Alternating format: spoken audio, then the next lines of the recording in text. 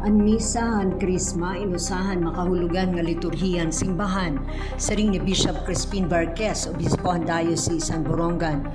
Pinangunahan ni ang misa han krisma nga ginbubuhat pira ka adlaw antes ang Semana Santa han Diocese han Borongan. Saring niya pinaagi ni nga lana nakakaambit ang kada binunyagan han kan Cristo misyon nga regalo han pagkapadi hadi ngan kamanaragna. Natataganin paglaom ang mga magsakit nga nagiging suok pa Ginoo pinagyan mga tutdo hin pagtuohan simbahan.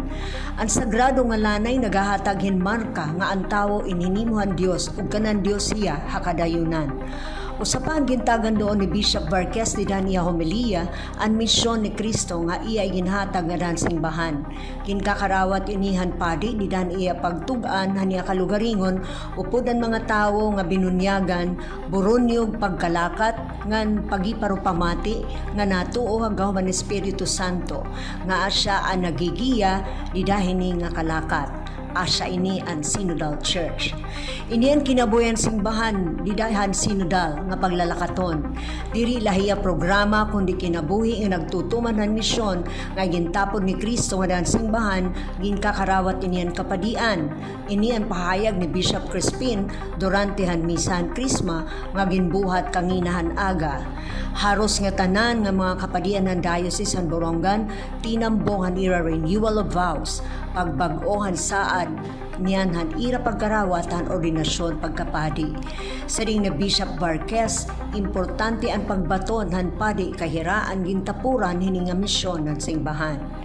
Iyagan pa hinumdum ang mga kapadian han ira kapinili nga mag-aataman ng simbahan, gindihugan hira para hini nga misyon.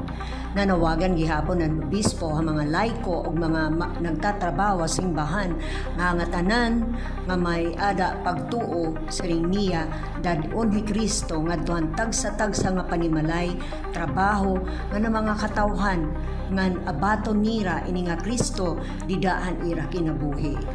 Hakatapusan iya gin pahinumdum ang nga tanan han pagiging tinapuran nga magbarantay han mga hinimuhan Dios sa kalibutan, responsable nga nagpapahimulos han karikuhan han hatag han Dios. Tiga nga syudad ang Borongan, Sentay Quitorio, Eastern Summer News Service.